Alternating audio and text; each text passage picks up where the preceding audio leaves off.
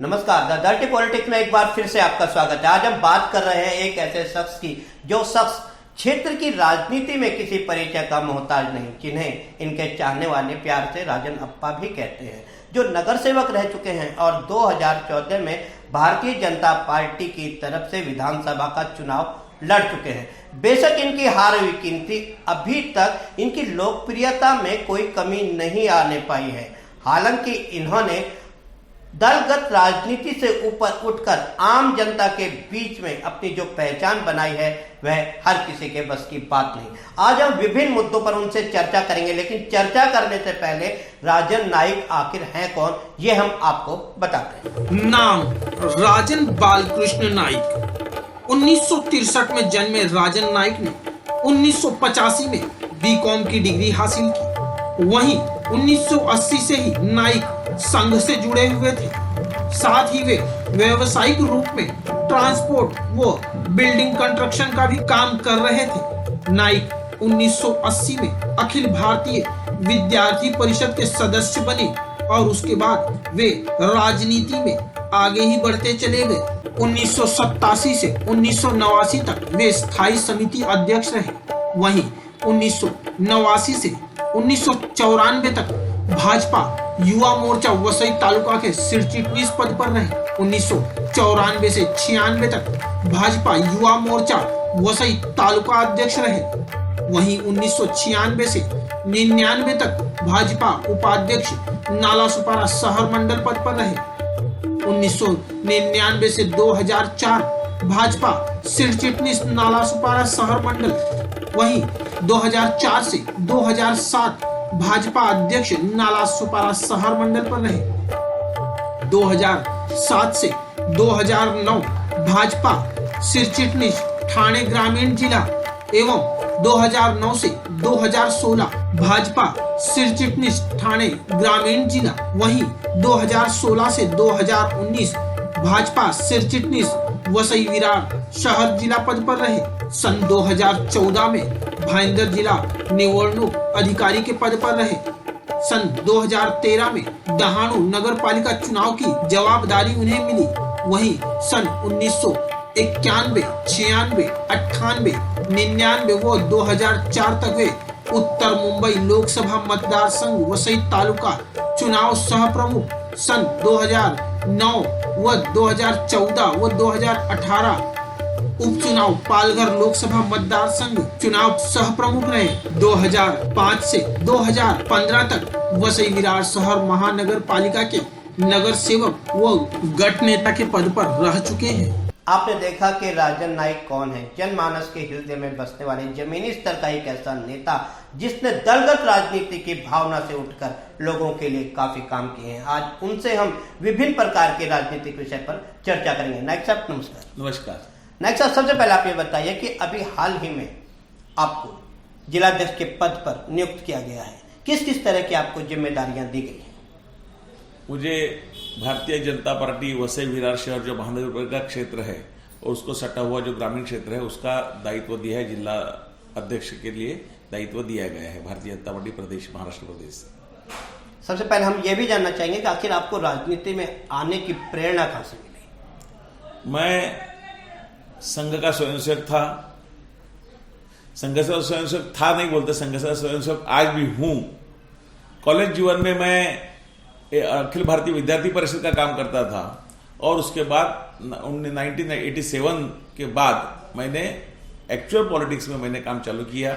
उस time Bharatiya Janata party के सुरेश जोशी थे, चंद्रकांत घरत जी थे, हरेश्वर नाइक जी थे। उन्होंने मुझे आग्रह किया भारतीय जनता पार्टी में आओ, युवा मोर्चा का काम करो। उसके तहत मैं भारतीय जनता पार्टी युवा मोर्चा का गांव में काम, बाद में मैं तालुका अध्यक्ष तक गया, बाद में महाराष्ट्र प्रदेश कार्यकारिणी का युवा मोर्चा का सदस्य भी रह चुका।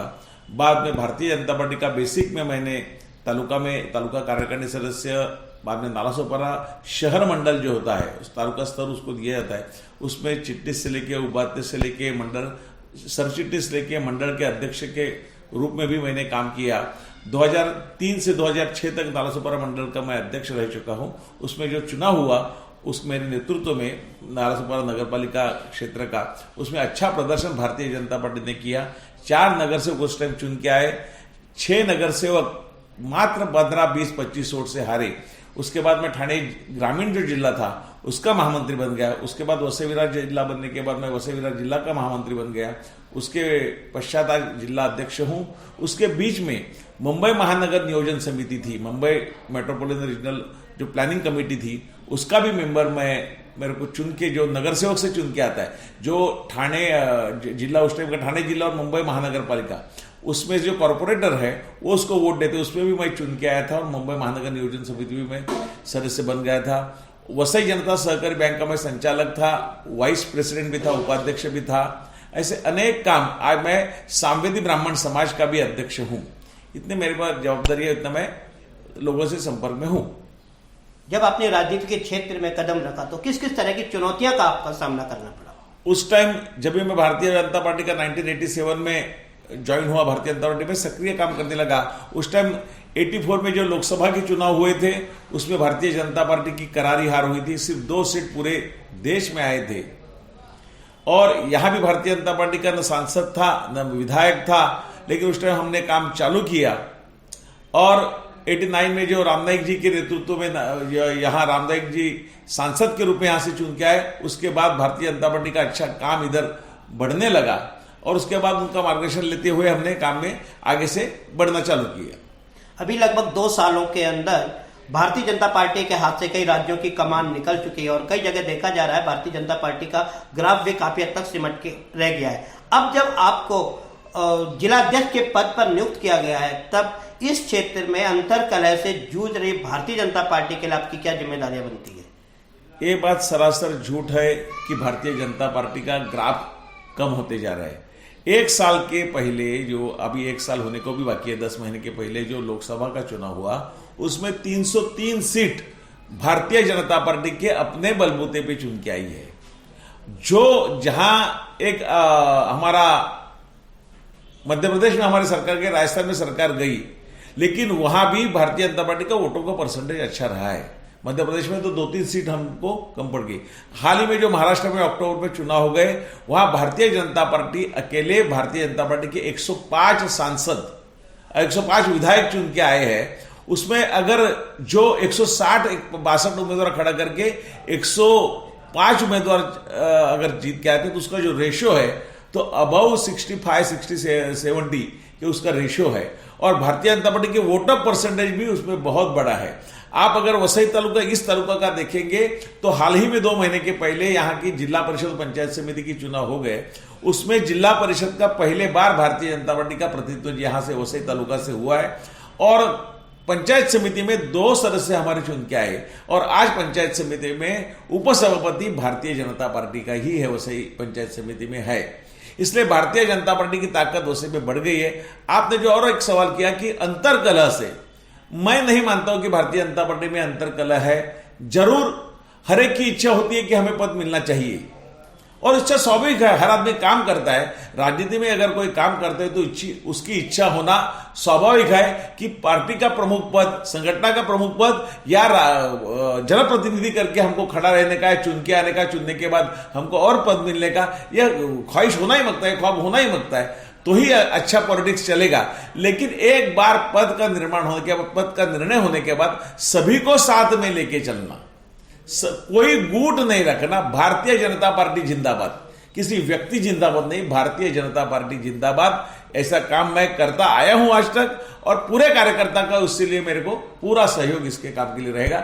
इसलिए आज कोई गुट, कोई तट, कोई गुटबाजी बिल्कुल भारतीय जनता पार्टी में नहीं है और आगे भी नहीं होएगा।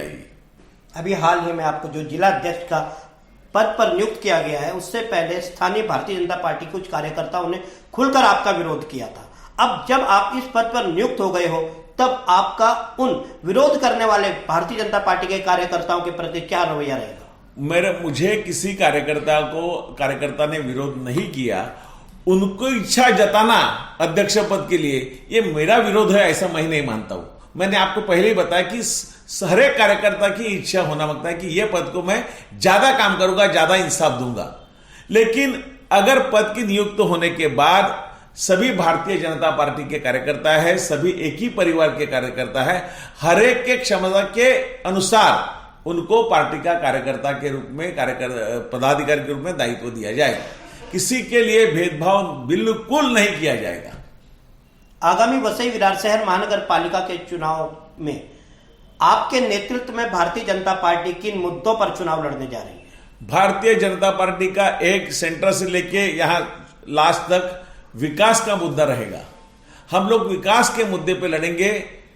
यहां का जो विकास जिस तरह से होना चाहिए था उस तरह से नहीं होना चाहिए हुआ है। इसलिए भारतीय जनता पार्टी यहां के लोगों की जो समस्या है, पानी की जो समस्या आज भी है, पानी की समस्या हो, रास्ते की समस्या हो, गटर की समस्या हो, गार्डन की समस्या हो, स्कूलों की समस्या हो, प्लेग्राउंड की समस्या हो और अनधिकृत बांधकाम की यहां जो बड़ी समस्या है, वो समस्या हर संभव हल करने की हम लोग कोशिश करेंगे।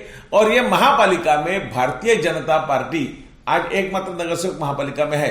मैं स्वयं 10 साल नगर सेवक करके गठनेता करके मैं रह चुका हूं। नालासोपारा नगर पालिका में भी मैं नगर सेवक करके था। और आपको मैंने पहले ही बताया कि मेरे नेतृत्व में जब 2005 में चुनाव नालासोपारा नगर पालिका का लड़ रहे थे, हम लोग 4 नगर सेवक चुन के आए थे और 6 नगर सेवक मात्र 15 से 20 से हारे थे। मुझे इस टाइम पूरा विश्वास है कि भारतीय जनता पार्टी अच्छी संख्या में अपने खुद के बलबूते पर इस महापालिका में प्रतिनिधित्व करेगी। आगामी वसई विरार शहर महानगर पालिका के चुनाव में क्या भारतीय जनता पार्टी किसी अन्य राजनीतिक दल के साथ गठजोड़ कर सकती है? आज के तारीख में अभी तक जब ये चालू है, आपका इंटरव्यू चालू है, तभी तक किसी भी पार्टी से गठबंधन करने का कोई हमारा उद्देश्य नहीं है। आगे हमारे जो वरिष्ठ है, प्रदेश कार्यकारिणी है, वो जिस तरह से हमें सलाह देगी, हमको बताएगी, उस तरह से हम लोग करेंगे। लेकिन आज हम 115 सीट लड़ने की तैयारी कर रहे हैं। आगामी वसई विरार शहर महानगर पालिका के चुनाव में आप अपना प्रतिद्वंदी किस राजनीतिक पार्टी को मानते हो, शिवसेना या बहुजन विकास आघाड़ी? हम राजनीतिक प्रतिद्वंदी चुनाव के लिए मानते हैं। हमारे सामने जो भी खड़ा रहेगा उसको हराने के लिए हम लोग कोशिश करेंगे।